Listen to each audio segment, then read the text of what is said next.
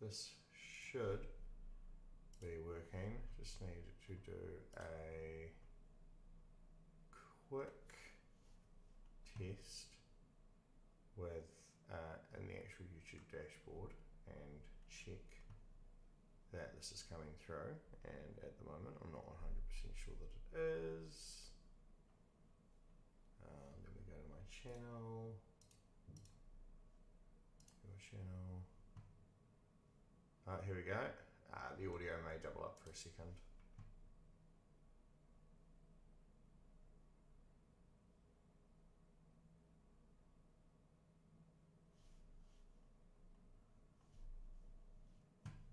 Excellent. Alright, I can close that out and we can head into this. I do just want to quickly do something on my second monitor and set up chat because I've only got the one screen on my primary monitor. So if I go like that and that and that, alright, and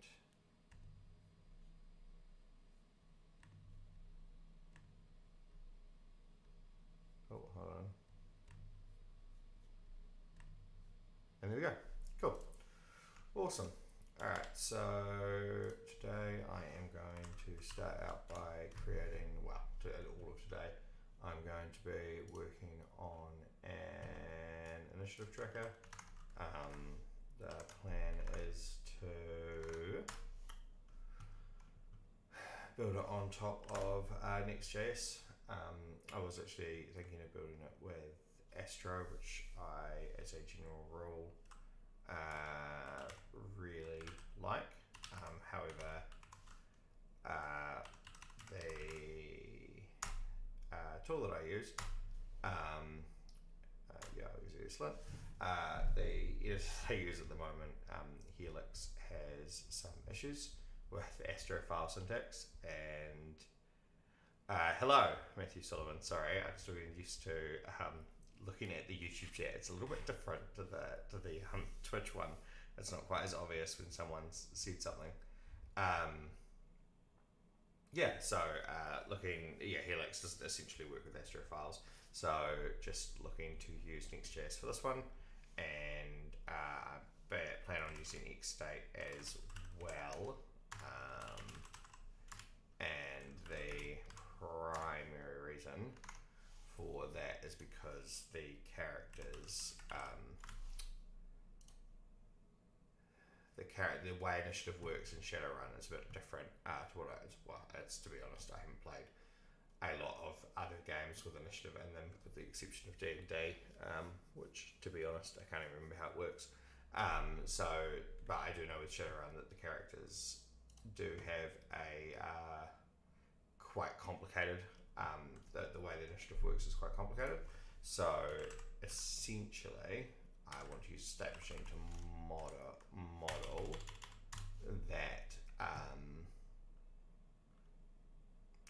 that, difficulty. Now there's a great document on here somewhere. I think it's this one that sort of goes in and highlights how things work. No, that's not quite it. I just want the rules.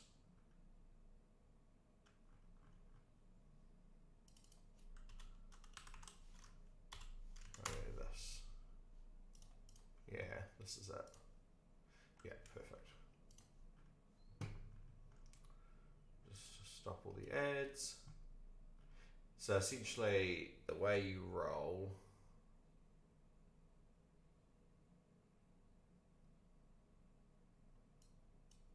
is based off your base stats plus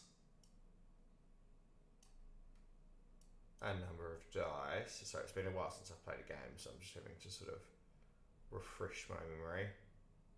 And then for every 10 you get, basically determines, hey, Matthew Sullivan, thanks for the sub, Basically, every 10 initiative you get is effectively a movement in any given round. And then depending on your GM, some GMs play top to bottom in the sense that, like, if you say you have 50 initiative and someone else has 10, the person with 50 will just go 5 times before everyone else. But that is problematic in the sense that quite often all of your heavies will end up sort of being the only ones to do combat. So the way, and I want to make this configurable, the way a lot of GMs do it is everybody gets a movement, like the initial movement, and then you sort of progress top to bottom. So it's almost like everybody gets their first movement, and then you follow through with the rules. And I think some people even just loop it round and round and round. So, like, if you had someone 50, 30, and 10, they would all go, and then you would have someone with 40 and 20 and 0, and then 40 and 20 would go, and then 30 and 10 would go, and then 20 would go, and then 10 would go. It sort of differs. I ideally would like to make it all configurable. I'm not worried about how they roll, so I don't think I need to factor any of this in yet anyway, because the user will, whoever's the DM, will just ask around the table and say, what's your initiative? And everybody will say their initiative, and they will plug that in, and then it should just automatically order them, and they can start running through the turns, and then delaying actions and things like that. Again, I will get to those, but I'm not too worried about it right now. Cool. Alright, so this is done. Is this actually... No, okay, so this is actually install. Yes, it does. Okay, cool. And if I go package.json, so it's literally just div. Cool. It's been a while since I've created a new Next project. And 3000. Awesome. So is this the new... Okay, so this is Next 13, so this must be using TurboPack under the hood. Alright, hopefully that does not give us any problems. And then if I just go here... Man, it's very different programming in front of people, even if there's not anyone there. It still feels a bit scary. Alright, cool. So we're going to use Xstate to handle a lot more of a lot of these complex relationships. So I think I'm going to use the actor model pattern, which is detailed really well on the Xstate site.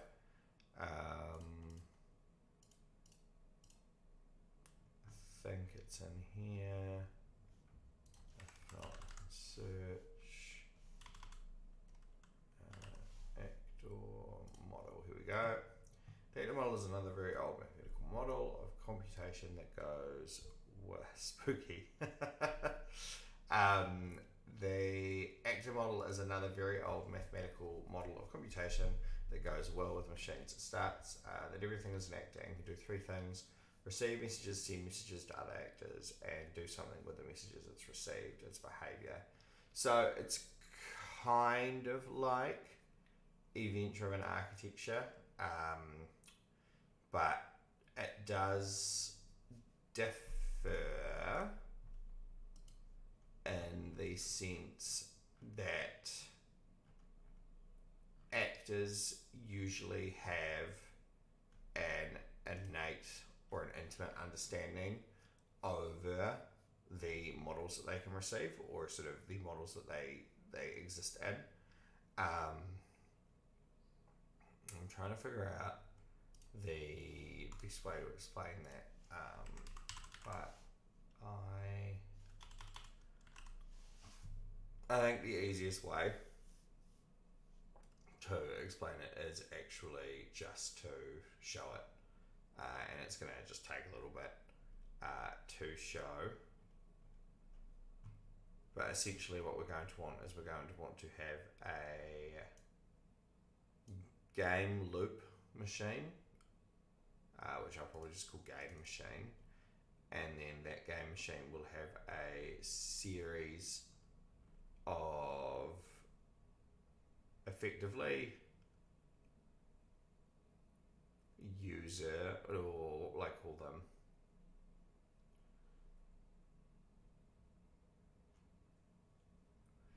I think we'll have, because I don't think there's any difference between an ally and an enemy at all.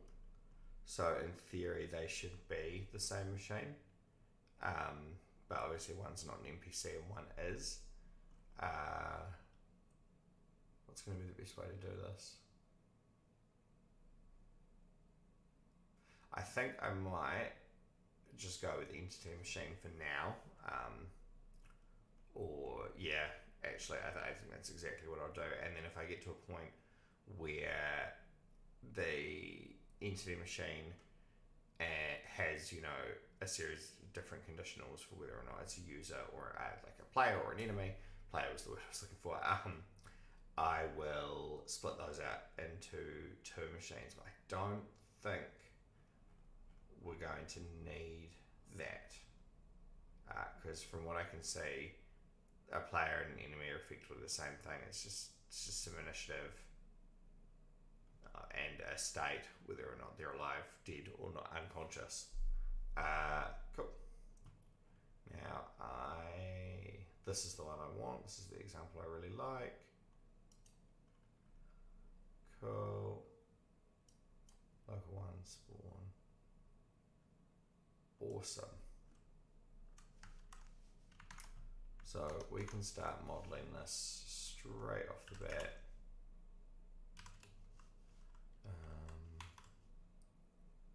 And how am I going to do this? Okay, so this isn't using the app directory. I want to use the app directory.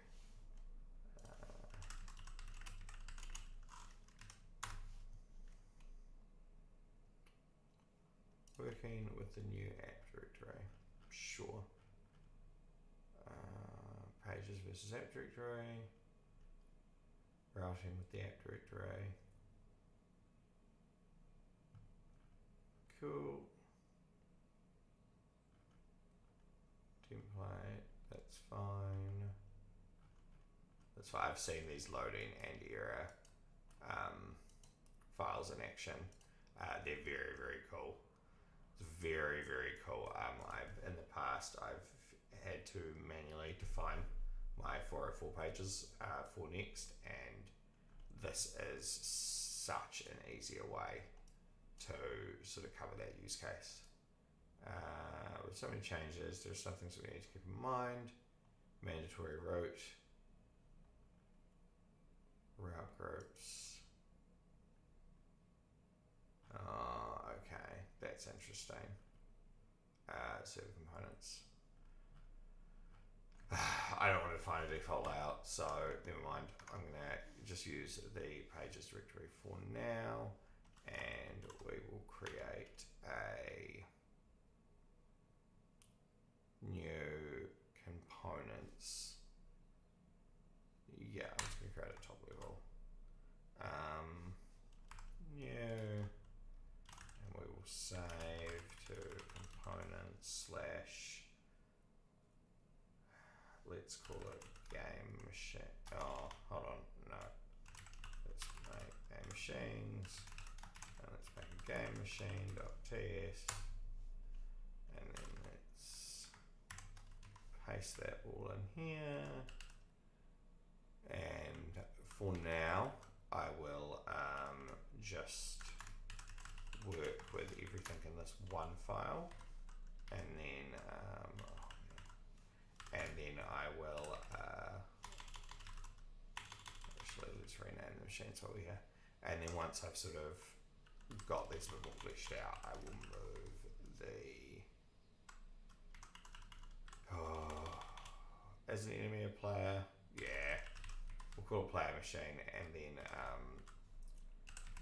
it can we can find send or assign or create. That's cool. Now how do you, there's a way to get code actions in Helix. I just need to remember what it is. I feel like it's K. Show docs. Okay, yep, no, it's not K. Like we perform code action A. Add import. There we go. Look at that. Add import. Oh no, that's not what I wanted. Can it be smarter than that? Oh, interesting. Okay, so it becomes update. Oh, I've lost my chat. There we go. We're going to want this one too. Update endpoint.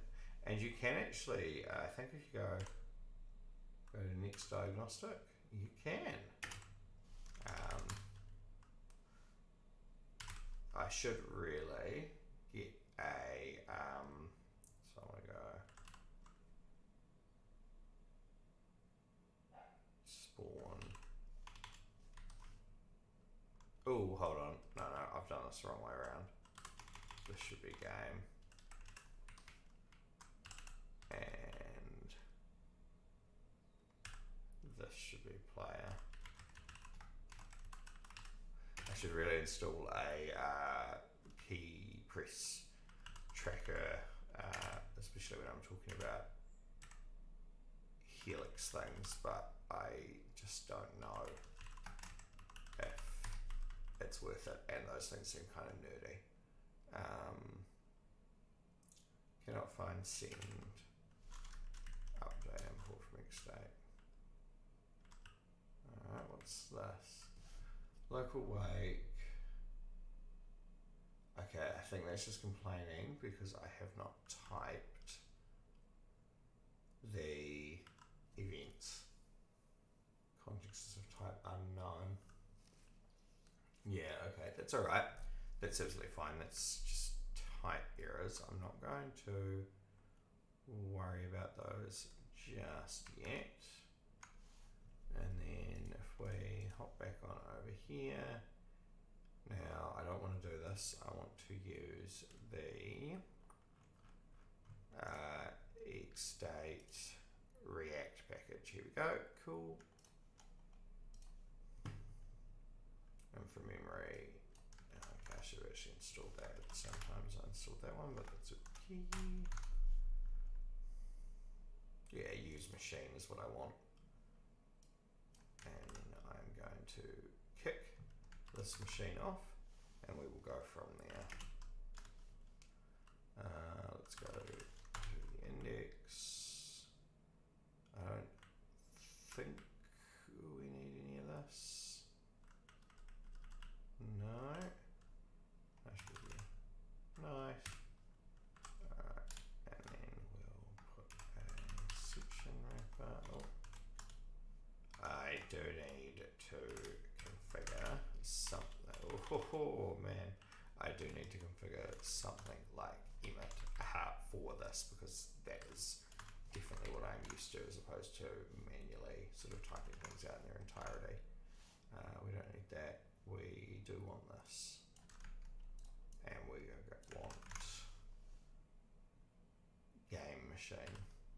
No, not what I want at all. Cool. I should be able to import this. Yep. Import this. I was hoping it'd be smart enough for that. Here are those. And then we can go import. That's not what I want. From dot slash. Interesting. Where did it save that file?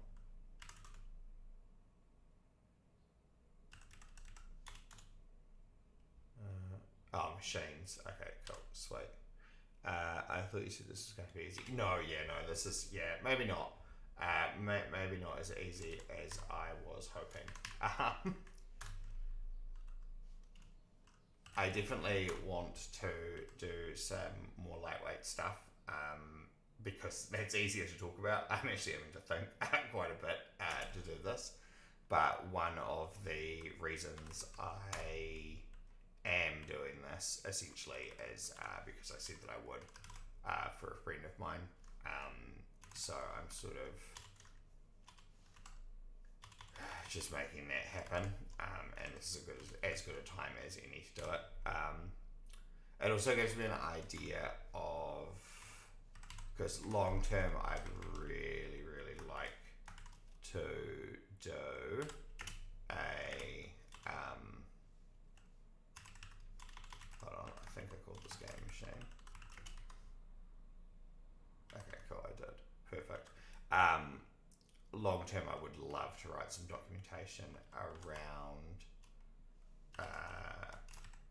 Xstate, because I think one of the things that's really difficult about Xstate and has historically been really difficult about Xstate is there's not a lot of content out there for it, and there's certainly not a lot of content that covers some of the more advanced use cases, like this stuff. I remember the first time that I created a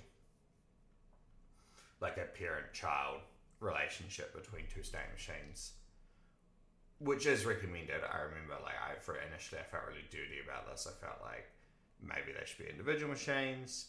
I had to stop. As Farming Sam admitted to focus on the stream. I wouldn't worry too much.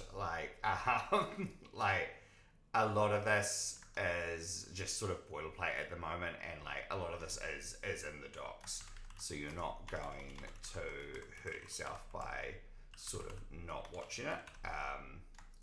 I think long term, I'm hoping to break down this Xstate stuff into a much simpler sort of here is common use cases. Here's how we do these things.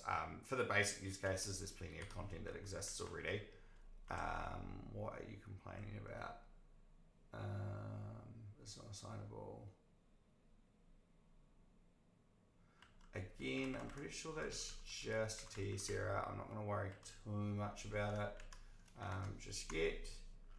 And then if we go back to our previous example, look at that machine.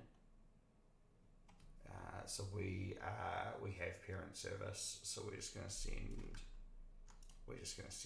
type local weight, and we will just add that to a button. I'm not sure how big this is going to be.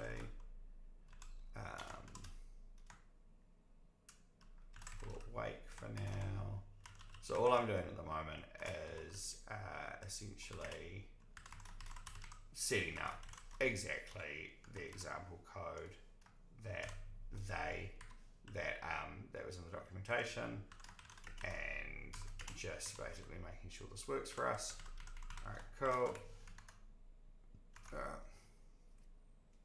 That's fine. That's a syntax error. I'm pretty sure I've addressed that. So if we get back on, have I even got localhost open? I do. So if we refresh, unexpected token section. I'm sorry. What?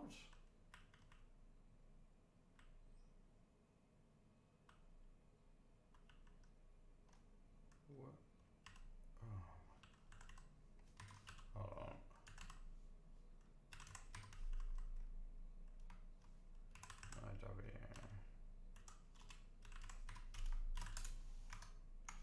What? Let's go. Div. Is it because I'm not importing React?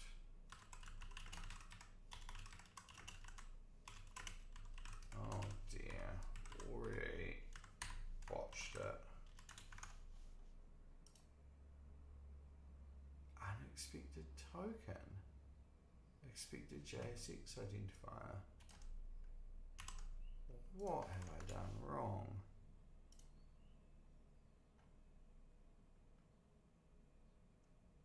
Okay, cool.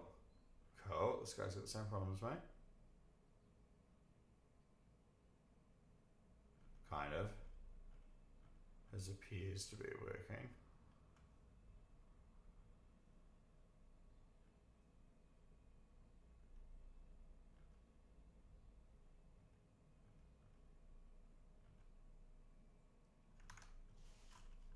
Wait a minute, are you complaining about that?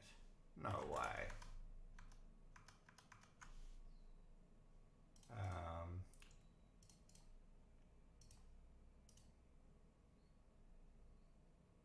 Oh man, how have I got this? How have I already made a mistake?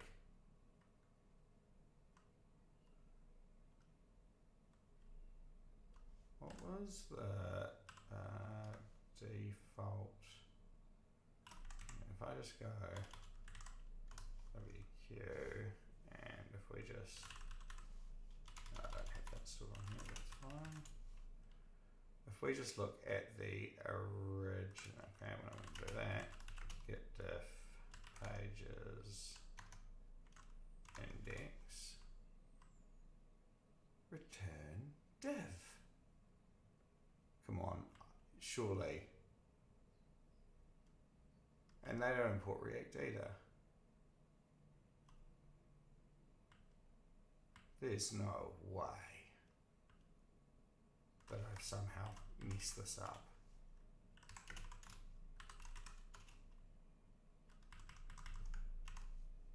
Let's do that. And if I restart the dev server, compiled successfully,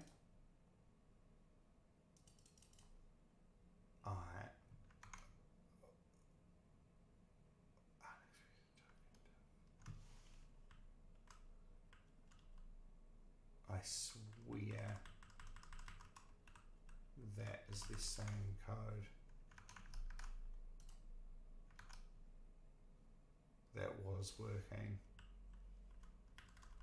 It's not something weird there.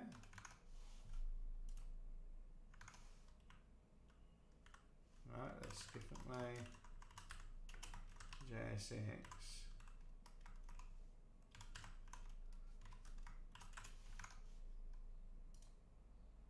And it's definitely complaining about that.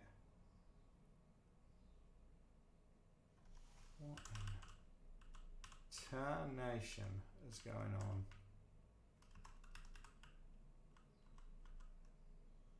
I'm going to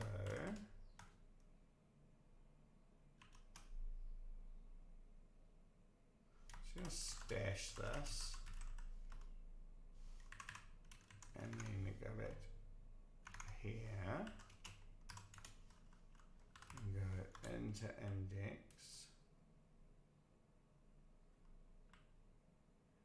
export default function home. We didn't touch any of that.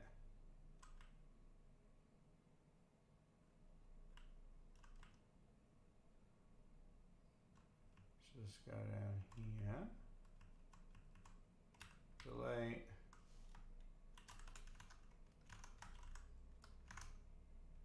so that works.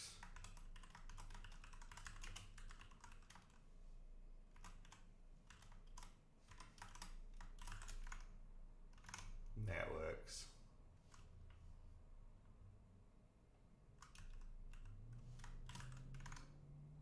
And that works.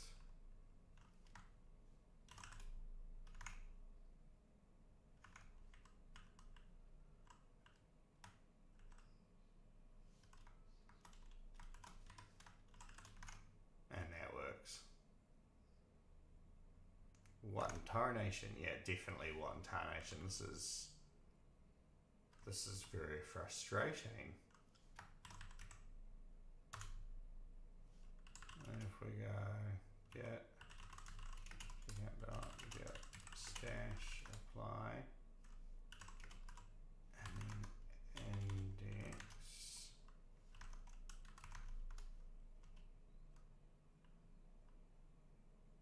same. We're using export default. I might just get rid of those for a second. Interesting. Okay, hold on. We might be on something now. I think it's some. Okay.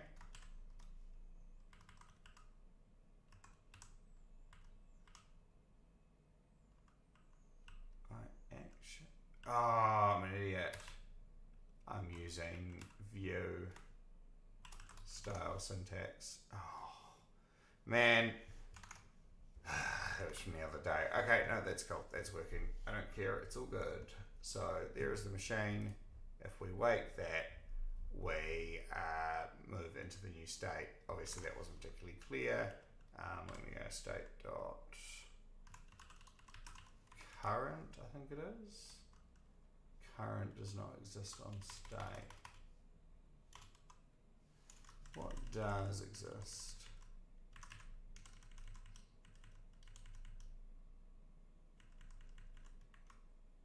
Value.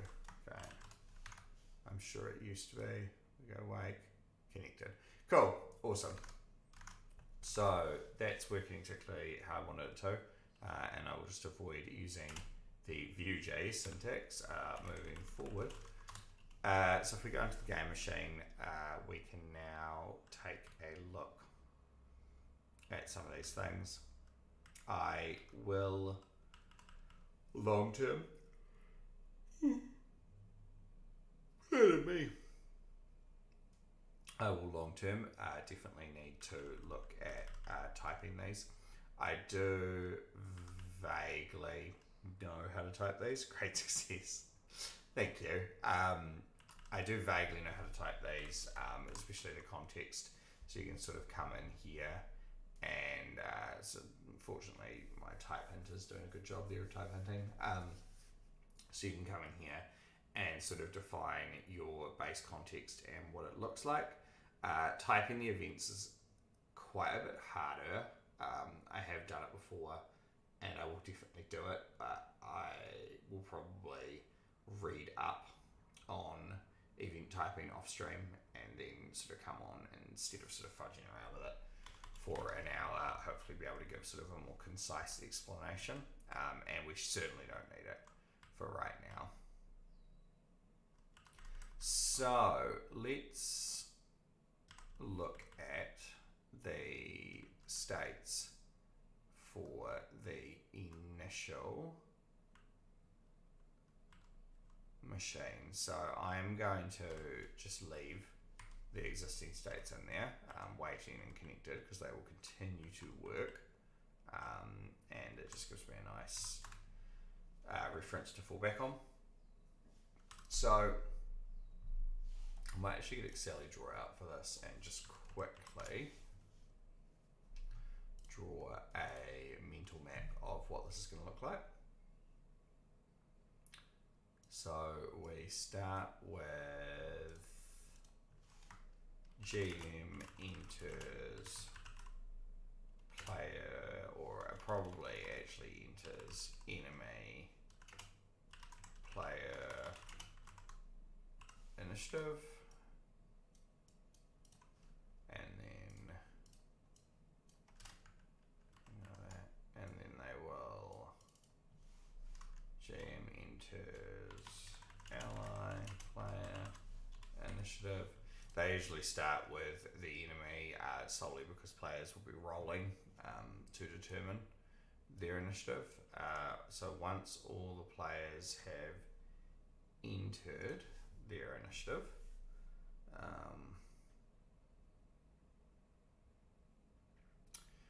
there is also a period. No, that happens after. No, that's fine. Never mind. So there is a sort of off to the side of this.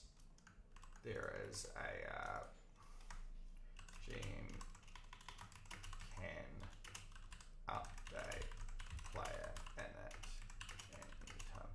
So there is a use case where a player may use some sort of enhancing spell, which can effectively raise a player's initiative, or give them an opportunity to roll again, and so that's good.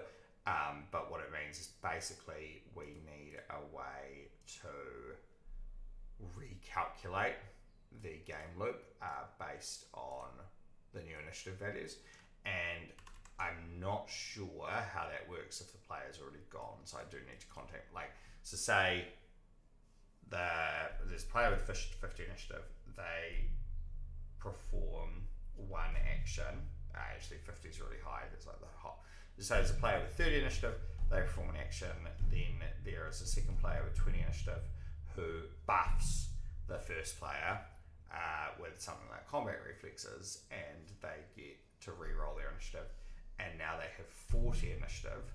I'm not sure if they get bumped ahead in the queue and they go next, or if it just continues with that, like the existing turns continue, and once you've hit sort of the you've gone through everyone who was lined up to go, you then recalculate at that point where they're likely to come out on top, or if it's sort of different than that. So turn order is calculated, and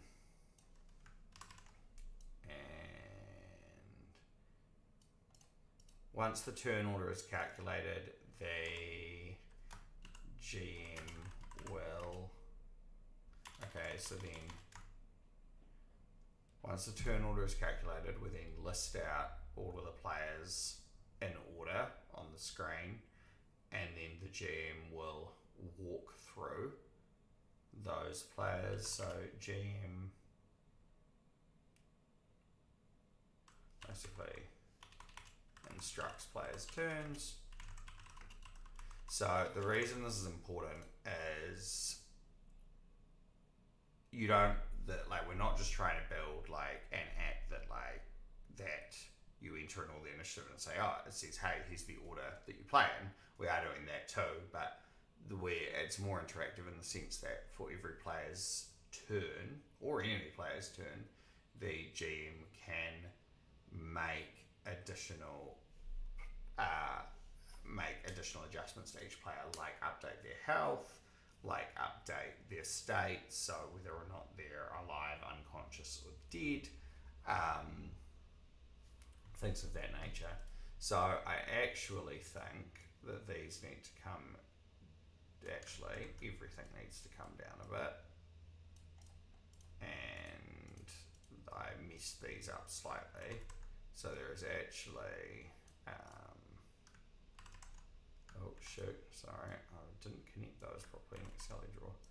So there is actually a few more phases. So GM enters enemy player health, GM enters, I don't know if it's health. Nah, it's not health, it's Shadowrun. Oh, caps lock on. Could have confirmed values or add additional modifiers prompt. Yeah, that's a better way of putting it. You're right. You're absolutely right.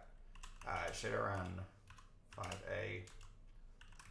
If I say health, is it gonna... You do have health, but you have a whole bunch of damage and healing. You have a whole bunch of other modifiers like stun, physical. Man, this website, this is a color scheme right here. Wound modifiers. I haven't even come across yet. And I have come across these. There is probably room for detailing the kind of damage, not the kind of damage that a player does that is can just be spoken, because that can vary as well, right? Like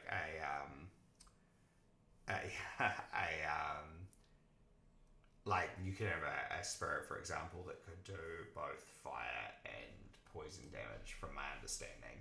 So we don't need to detail all the kinds of damage a player can do, but we do probably need a way to detail the type of incoming damage. So I'll just add this here. I think this is another one that's sort of off to the side but really important. GM can define type of damage a player receives. Have I spelled that right? No, I haven't. Receives. There we go. If I go in here and do that, is that cool? Yes. And if we center, cool. There we go. Yeah, I think this sits off to the side for now. I'm sure it will come into play, and I think what we actually want here is health and stun, because the stun Shadowrun more complicated than code. Yeah, no, absolutely, man. Every time I go to play Shadowrun, I feel like I'm relearning the game, like actually every single time. And I have like a cheat sheet that I've like created over the time I've been playing there, and it's like, all right, cool. Here are the things you need to know, and it's still not enough. Like, it's better, but it's still not enough. But that's cool. Like, a big part of like software development is identifying and understanding the problem. So I feel like it's still useful to talk about. That was one of the reasons I was like, oh, this is like a cool project in the sense that it does a good job of painting a full picture of sort of what the software development lifecycle looks like. What makes this harder is the fact that while I play quite a bit of Shadowrun, I haven't GM'd it yet, or DM'd it, whatever you want to call them. And that, I think if I had done that, a lot of this would probably be a bit more obvious to me. That being said, when I finally do get to a point where I do need to GM, I am sure that I will have an innate understanding of the rules that will make that quite a bit easier. Medkits and auto docs. I actually use medkits on my character as a fun little aside. So enemy players' health and stun, ally players' health and stun. The reason that's important is because a player can obviously be in multiple combats throughout a session, and may have accumulated both stun and health damage over time. There is also I can't remember what it's called, but there is also effectively like a sanity modifier as well, and that's important when you're dealing with like spirits and things like that, because they can effectively drive you insane. But I cannot remember what that is off the top of my head for a start, and I actually cannot remember how it interacts with the players. So given that state machines are fairly extendable, I'm not going to worry about that right now, because that can just become a part of this process, and that's really, really easy to extend and add in later on. Alright, GM enters time order is calculated, GM instructs player turns, and basically the loop will end, like so one after final player turn, initiative will. Oh, that's interesting.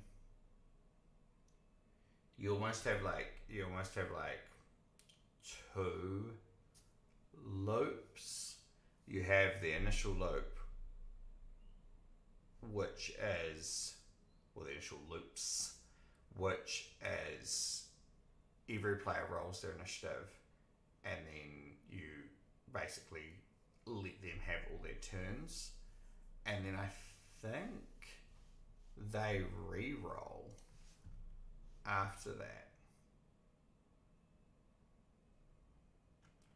As in, like, they recalculate their initiative. I haven't got to that in any of our games. I don't think we've had any encounter that has lasted longer than one series of rerolls, but I'll add that. So once all players in it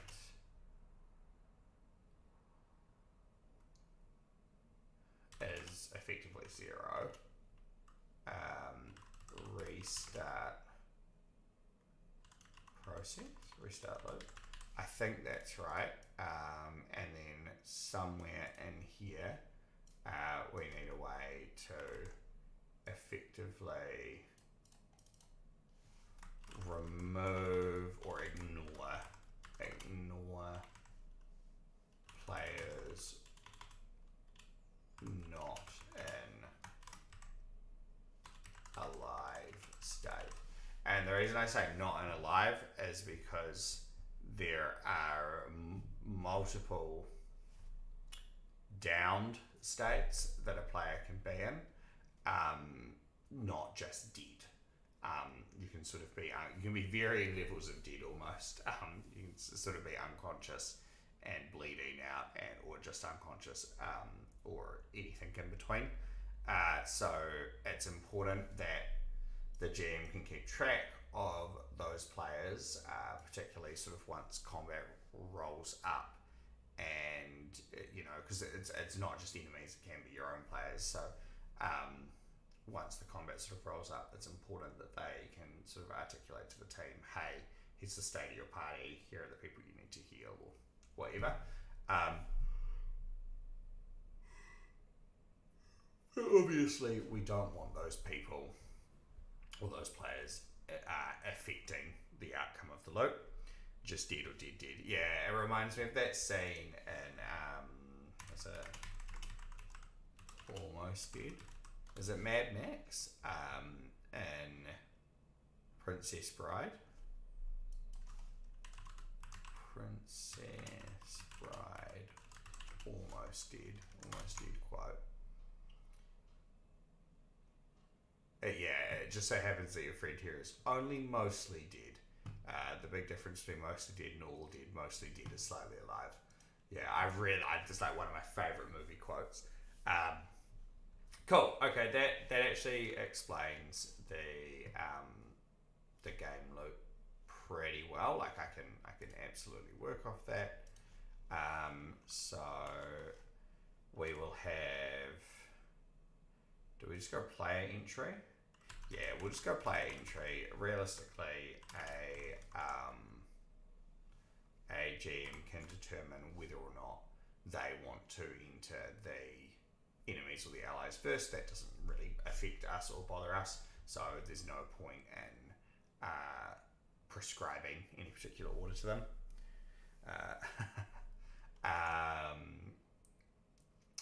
Cool. And then will the initiative be a part of that? Yeah, I think it will. Again, we don't prescribe any particular order, so the way I sort of see it working is the GM can add, an enemy and then an ally and then another enemy. Maybe he adds an ally before the players have done rolling they've completed rolling their initiative.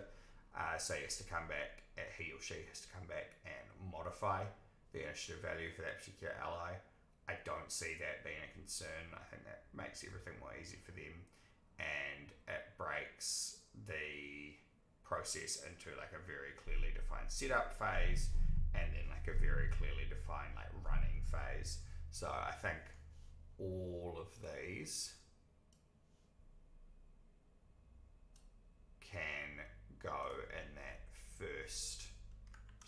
player entry state. Cool. And then we will have a state for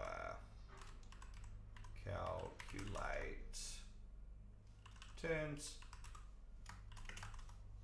and then we will have a state for okay, so once the turns,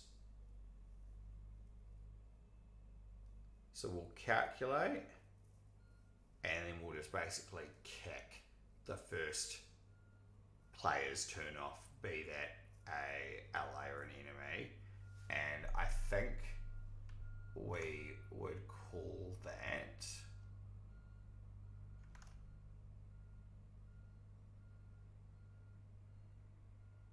what would that state be called? Because that'll be it. That'll once we hand it off to the, because at that point we actually hand it off to the child machines, and essentially we will have the parent will have a child ID, which will be the active machine, and then basically it'll just sit idling, the parent machine or the game machine, until that child basically says, hey, I'm done, because that child's going to be a player, and then it will go, cool, on to the next one, on to the next one, on to the next one, until all of the player machines have said, yep, I'm done, at which point it goes, cool, we're out, everyone's out of initiative, we need to loop background and start again, and this is a great reason for state machines. They make that looping background and starting again much easier once we get there. I think we will just call this in play for now. We can absolutely come up with a better name later on, but for now that's enough for me. And the GM's going to be leading that portion anyway. I don't know why I've got GM instructs players turns. Because it would, no, that doesn't, it just needs to be one. We don't need to specify enemy and ally, because they'll be one and the same. And I think that's actually it. It's actually very simple. So if I go enter in all player details, no particular order, can edit player details in this phase without recount. Now, it is important to know that in play, there may be times where we do want to recalculate. We'll worry about that when we get to it. But determine turn order based on initiative, based on init, can be re-entered while in play. So that's sort of that note there, and then child player machines to update once movement complete, and needs to understands when all players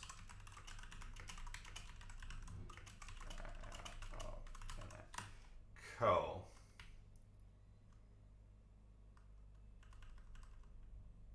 Awesome. I think that is pretty much everything I need in that regard. And then for the child, this one is going to be a bit harder.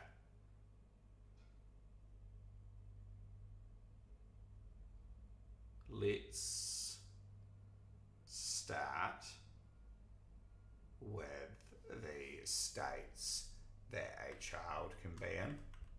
So now these are quite literal.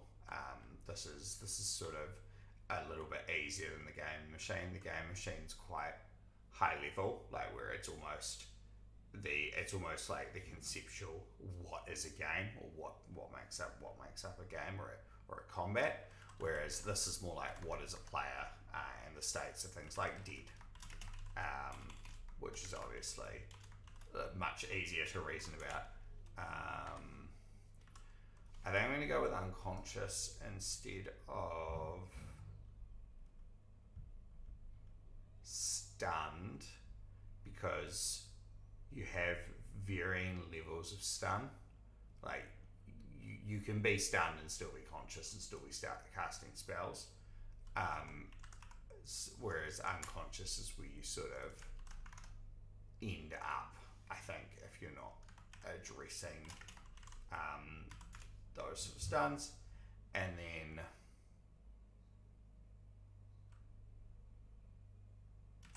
let's call them active as their like normal state, I guess. And I will put those there. Cool. So when they're in the dead state, we probably won't. Will they be able to send events? Yes, they'll be able to say I'm dead. Yeah, or maybe not. Maybe they don't even need to, actually. I'll need to double check whether or not so I'll just put a note here. Note.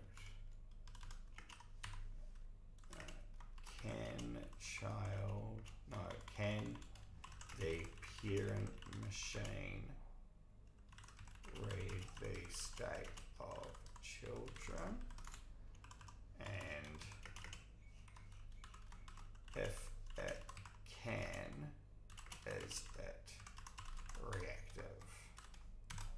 So essentially what I'm saying there is the parent machine smart enough to go, I see that child machine has entered the dead state. Obviously, they won't be having any more turns or anything, irrespective of their initiative. And I'm not sure is the answer there. These player machines will actually probably end up having unique IDs, but we'll worry about that later. I am going to give these an initial context with I can't spell initiative. I don't know if you guys have figured that out. Part of me using init everywhere was the fact that I can't actually spell. I think we'll default it to null instead of 0, just because null's a little bit more explicit in the sense that it's more like saying I haven't set this value yet, as opposed to saying, what I don't like about 0 is you can interpret 0 as, that person had no initiative, or that person's used all their initiative, whereas null is more of like null is more like this person hasn't even got initiative yet, they haven't interacted with it. I think that's just a bit more explicit. I tend to use null like that pretty much everywhere. The way I think about it is like undefined probably means that JavaScript hasn't found a value, intentional or not. Null sort of means that JavaScript hasn't found a value, but that's intentional, i.e. the developer is telling you that no value is an intentional no value. And then obviously 0 is a valid value, and I really don't like using 0 as a falsy value, because there are lots and lots of times like this where initiative 0 is like that's perfectly valid, like that's legit. So that's my takeaway. Don't use 0 as a falsy value. And don't use like 0, 1, 2, 3 as your states. Please use string values like idle loading success error, not 0, 1, 2, 3, 4 or 0, 1, 2, 3. Though it's just those extra characters are so worth it in terms of conveying to whoever is working with your code that isn't you what you were trying to say. All right. So player entry. How am I going to do this? How does assign work? I think assign updates.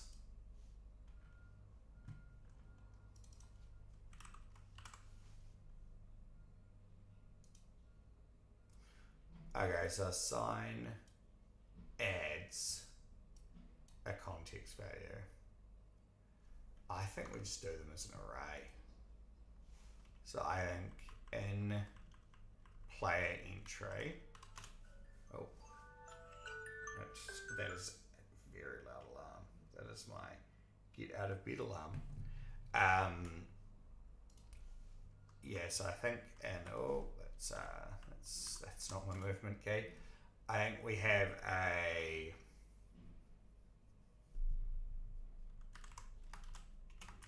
we listen for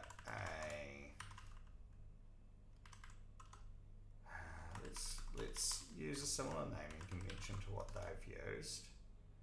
So let's have a player create event, and man, I have to save my arrow keys, and it's very cool to like be learning Vimish keybinds, but boy howdy do I miss them.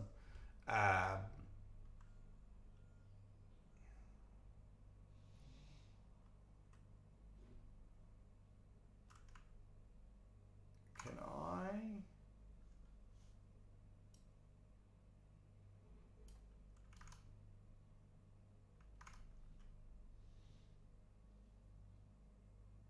I'm just going to remember how I send an event that doesn't assign.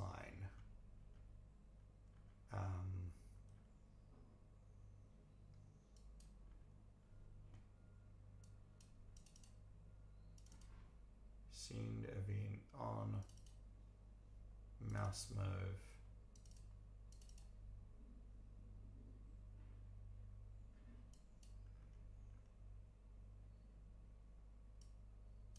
Man, it's been such a while since I've worked with Xstate. I've got to remember how to do this.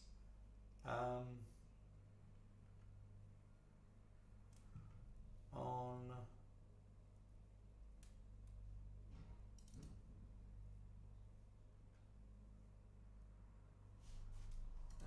Xstate event assign.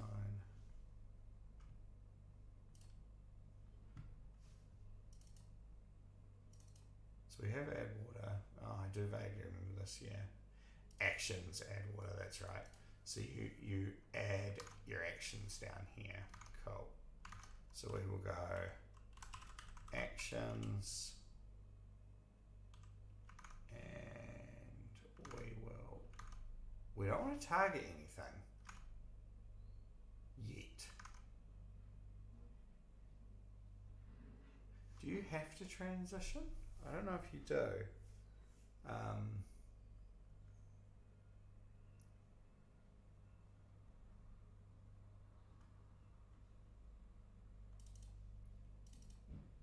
States on empty fill.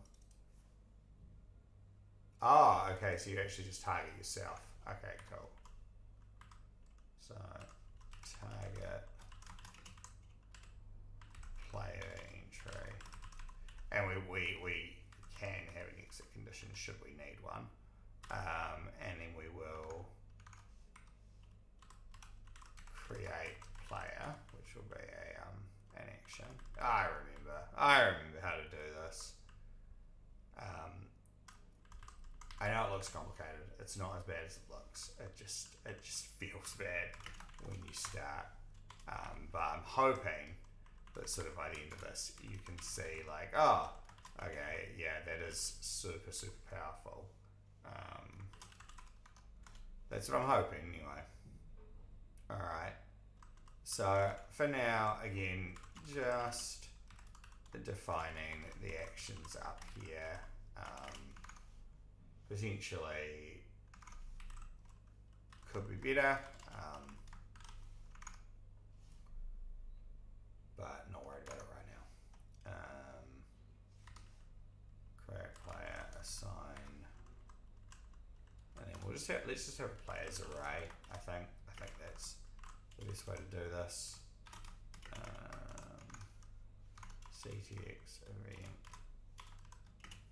Do we want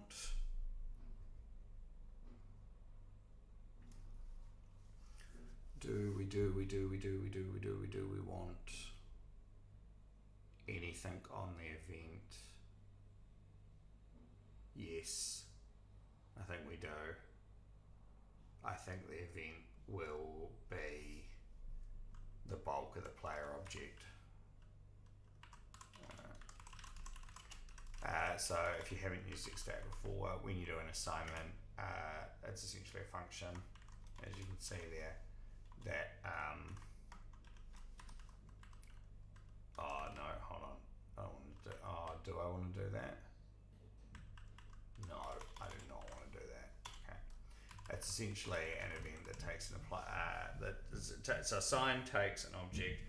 The object represents a partial of your machine's context. So in other words, whatever fields you define on the partial will be updated on your context. Fields you don't reference or don't define won't be removed. It's not like a state setter in React where like if you don't spread out the previous fields, they're destroyed or removed. It's more like we only update what you define and leave everything else on the context. That can be good or bad. It's sort of whatever you want from it. I think it does work because of how many, because it's quite cumbersome to define the callbacks to do the updates. I think it was a good choice. You'd probably find the syntax got really uncomfortable if you didn't do something like that. But definitely worth knowing. Okay, so one thing we need to add to our initial context is a players array. Otherwise, when we try and spread that, it's not going to work. So you'll see I'm referencing context.players up here. That's that spread I'm talking about. And then for this, I think what we're going to do is we're going to generate an ID with nanoID, which I'll install in a second. And then we're actually just going to spread the event. Yeah, I know all this stuff is implicit any types, I'm so sorry. And then we go create player. Cool. So I'm using the shorthand syntax there if that's unfamiliar to you. This here is exactly the same as that. I'm just more interested in using shorthand. And then that create player is what we reference here as a string value. Yes, that is kind of annoying using string values. However, a whole heap of work has been done in terms of the type support for Xstate, and I think you will actually find that even though you're having to use string values a lot, that your type engine, particularly if you're using VS Code stuff, will have like an innate understanding. Will have an innate understanding of what those things are. So that should be fine. The other thing I need to do is I need to install nanoID. I think it is just nanoID, yeah. And I just want to, do they have a usage example? Perfect. All Alright, look at that. We know what we're doing. Let's put that. HX and go machine. And now it should. Now if I go A. Look at that. We're getting there. Have I misspelled a sign? I have, because I'm actually a big doo-doo brain. So now I wonder, let's actually go initial player entry. So if we do that, and if we go index and we send player dot create, this might bug out because I haven't given it any sort of event data, but let's just see. Look at that. So now we are okay. We do not want the type on there. That's me being a big monkey brain. But you can see we're actually adding players to the array. So if we go back to machine, the reason that ID was getting added was because I was spreading the entire event in numpday. So we'll go type, which we're going to rename to underscore because we're not going to use it. And then we're going to go player because the rest of that event info will be the player. And now if I go like that, and I'm pretty sure you can spread undefined. You can. Why has that not worked?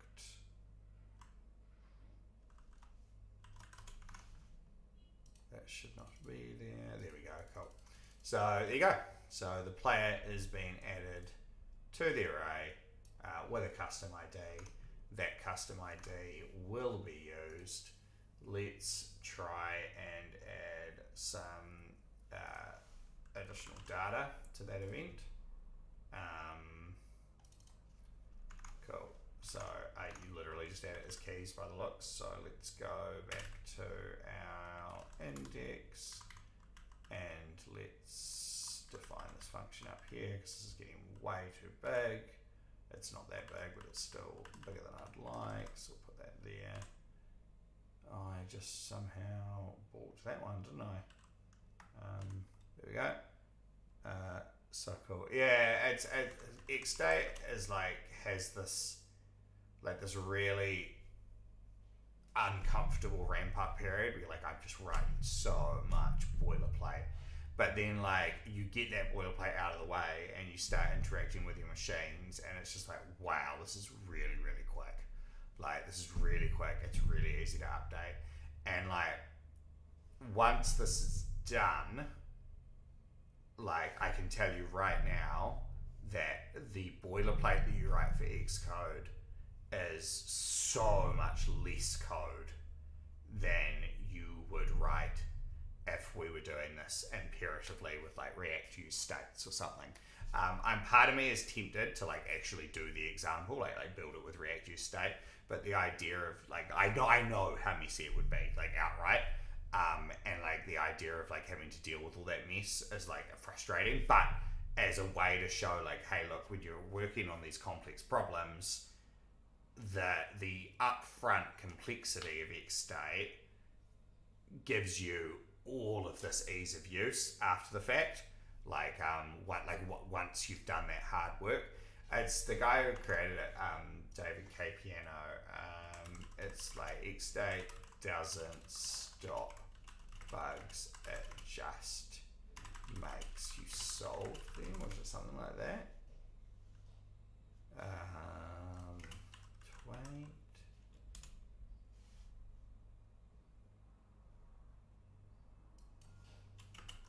Wait.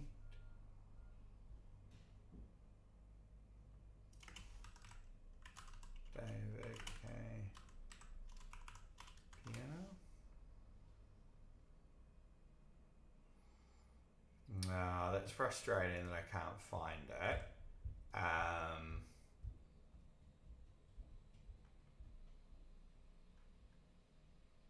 Yeah, that's unfortunate. If I can find it, I will link it. But yeah, essentially, like he has a tweet where he says like look, Xstate's not like, it's not magic. You know, it's not like there's nothing out there that suddenly makes you a good developer. No theme, no font, no amount of Vim key bindings. You know, like nothing makes you a good developer overnight. You know, like it's just hard work and learning.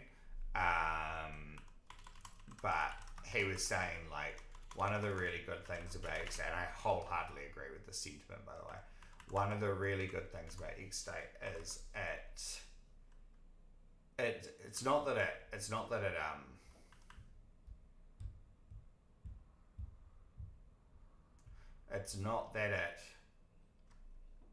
gets rid of your bugs or even makes you have less bugs for that matter. Like if you have a fundamental problem with the logic you're approaching a problem with, Xstate can't solve that problem for you. But what it can do is provide you with what it can do is it can surface those bugs. So it presents those bugs to you without you having to go and find them and weird behaviors, and it forces you to solve them in like a structured and explicit way. And I think that's why a lot of people don't like it, because off the bat it feels like, oh, like I've got all these problems. I don't normally have all these problems, but in reality you do. You're just solving them as you find them towards the end of the project, and usually in quite like ad hoc and nasty ways. Whereas Xstate's like, sorry, like that's just not going to work. Like that's like, you know, up front, you need to figure out how you're going to solve that, because we already can tell you that's not going to work. And there's a lot of value in that, even if it is a bit uncomfortable. Right. What we're going to do is we're just going to add a name like Bob, and we will put create player on here because I realise I've been talking for a long time, and we'll do that, and let's format this document, and let's add space there. Alright, let's head back on over. Let's go to our editor. Cool. So you see Bob's come through as the name. Now that's obviously not dynamic yet, but I'm going to add a form soon, and we will. That form will be what defines those things. So what I'm going to do, I might even just do some of that now. There is a really sweet way you can make forms in React way nicer with little work. That's so cool. So it surfaces the problems way earlier rather than at the end. Yeah, exactly that. So pretty much exactly what you said. So it's as a result of that, it's uncomfortable, right? Like nobody, like particularly when you're prototyping. In fact, I would like, if you are so sure that you're doing a proof of concept and you just want to find out if something works, probably don't do it with Xstate, because Xstate is going to force you to make a more fully fledged and robust solution out the gate. However, if you even have an inkling that it's going to scale up or get bigger, or you're going to keep working on it, I just cannot overstate how useful Xstate is. Again, another thing from David K. Piano. I'll see if I can find this one. David K. Piano tweet: simple problems seldom stay simple.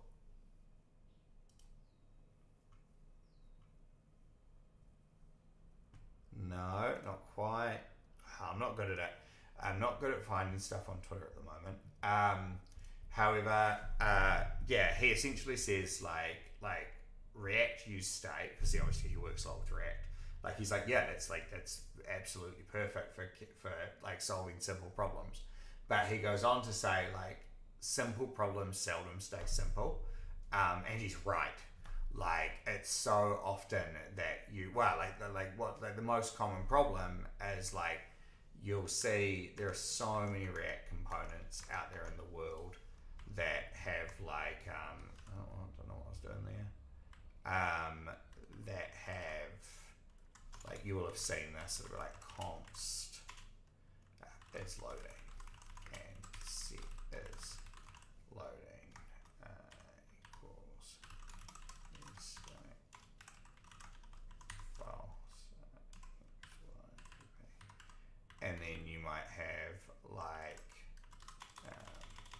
is error and is success. I realize that I'm not updating the other values, that's fine, I don't care about them. And then you'll see people will have functions like, you know, process request, and it'll be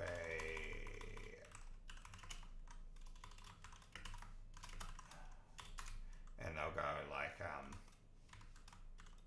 like set is loading true, and then they'll have like some try catch that does some await stuff, and then in there they'll have like set as success true. And hold on, I'm missing an important bit, and set is loading false. Very important that you do that. And then you might have the catch here, which has the or, and then you'll have set as error true, and set is loading false. Now, I cannot tell you the amount of code bases I've come across that do this. Like, it is unfriggin' believable. And it's just so not needed, okay? Like at all. So what this can actually, so the biggest problem with this is having to do this, right? It's needing to set the is loading back, or set as loading back. Like, you have to double handle effectively all of your states, and this only gets longer. You know, like, people start adding like is idle and like you know, is incorrect, is forbidden is what I was looking for, and stuff like that. You know, if they get a positive response but it's a forbidden resource and they need to be logged in, and like that problem can just be solved. Hold on, that's a bad name for that one, because we've got a state above. Let's just go with set local state. Change, and then we'll go idle. And now, we go set local state loading. And now we go set local state success. So you'll see we've gotten rid of that need to double handle. And then same here, and we go set local state error. And it scales horizontally, right?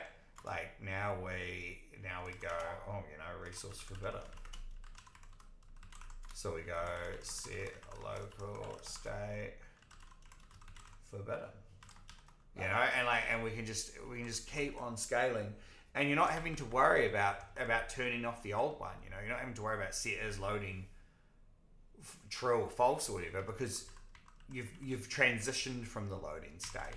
So like, just that is infinitely better than using Boolean values. And I see so many people use Boolean values all the time, and so many code bases that I've worked in, and it's so easy. Like, Boolean values really speak to like solving the problem as like basically coding the solution as you find the solution. So you go like, I need this loading to show spinner, and carry on there.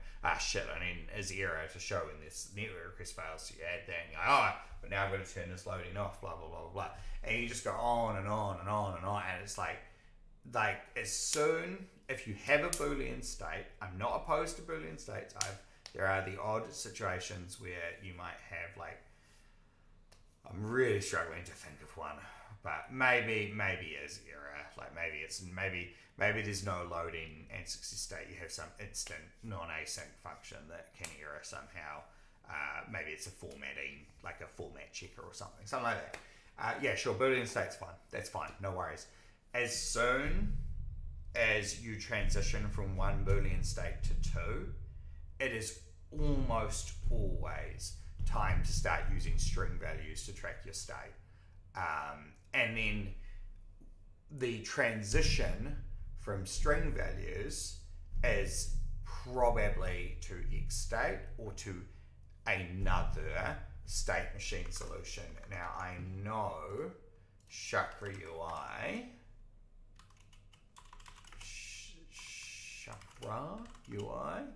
FSM, provide Zag. Now, Zag is very, very cool, and I should probably learn it. I have looked at it. The teasers are great if you have time to sort of read them.